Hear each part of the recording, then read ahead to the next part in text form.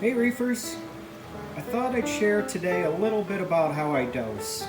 The things I go through every day to keep this thing running, keep it growing, keep the fish and coral happy. So down here in the sump, I have two jugs, BRS, regular 1 gallon jugs. I have on order, well I have them in my cart, the slimline containers, so they won't take up nearly as much space and I'll be able to see when this one's empty rather than seeing my pH drop and then when I'm testing for calcium. You know, eventually a breakout box and for the apex and a float switch in the bottom, maybe the DDR canisters, but those are just a little too small. I like 1 gallon. That way you don't have to mix it up all that often. But anyway, I have my two 1 gallon jugs back there. One in front is alkalinity, the one in back is calcium, and they're both set up on the BRS 1.1 milliliter dosers. Here's the other one. That one's the calcium, and the one up front is the alkalinity.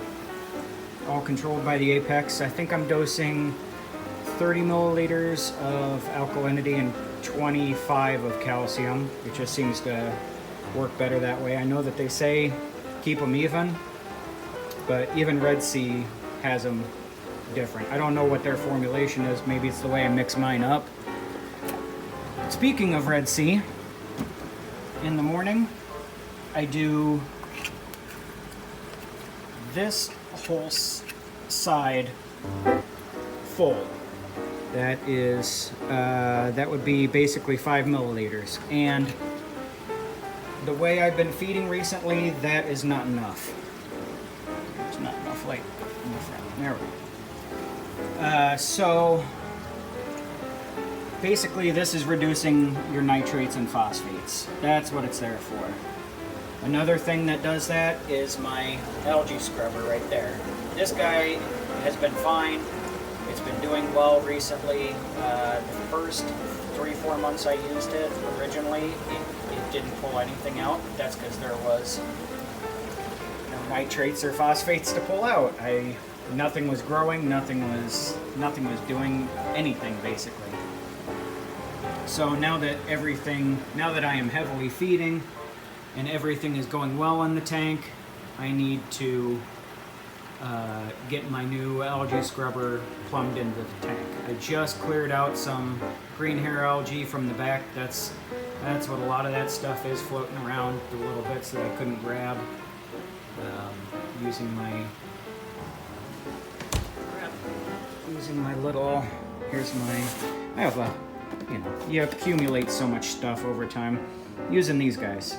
So that way I don't have to get my hand deep down into the back of the tank.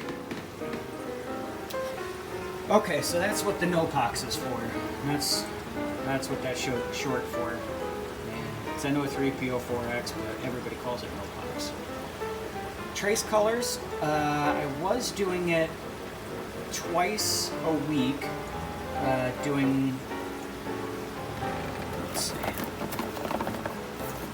because I basically filled up the whole thing. Yeah, I was doing 2.5 milliliters twice a week, and now I'm doing 1.5 milliliters or 1 milliliter every day, 1 to 1.25, depending where it works out. These bottles are almost gone. I have another box, but so that's what I've been dosing up here.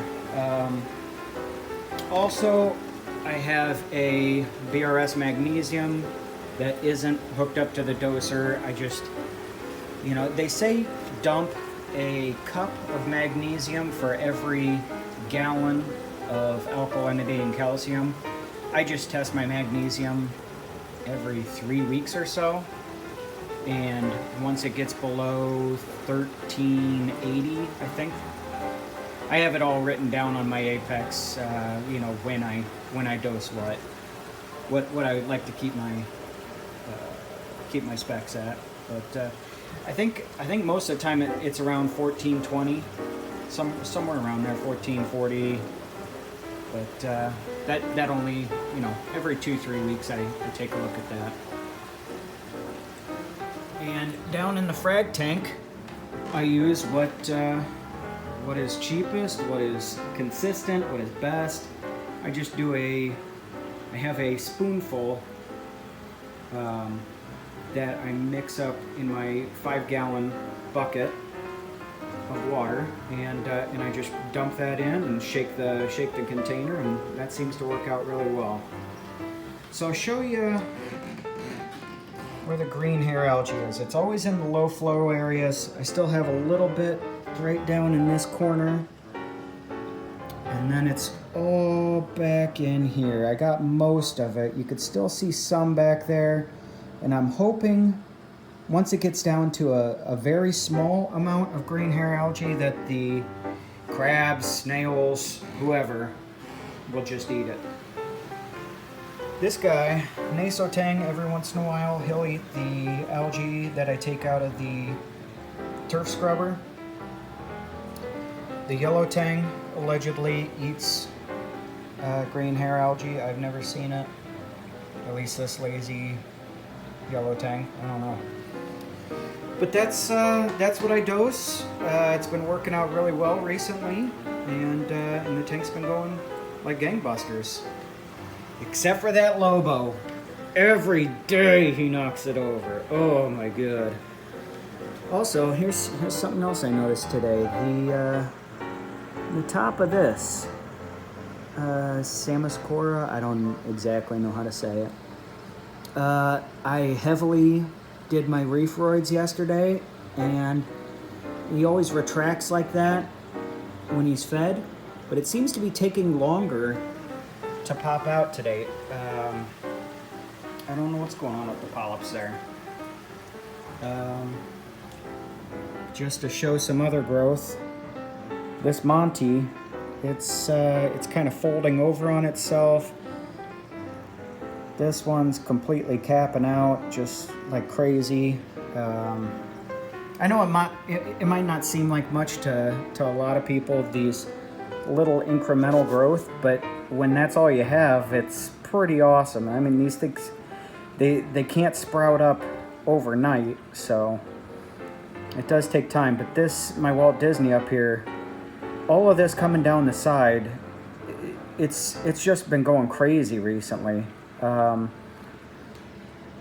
am not cleaning my glass for the next 3-4 days. I'm gonna see, I've seen people recently on YouTube saying they're getting better polyp extension. You can't really make out that there's much film on the glass from at least the iPhone. Maybe when I take it and edit it on the computer. But you can't tell that there's much on there. But there's a thin layer of film. Some corals, they say, thrive in dirty water. This isn't dirty. It's just the glass has a little extra nutrient on it. That's all. All right, reefers, I'm gonna get that 302 Aquatics turf scrubber installed in here somewhere. I just need to figure out how. That's one problem with not having a basement sump area. There's just no room. There's tons of room, not in the right spot. All right, reefers, see you on the next one.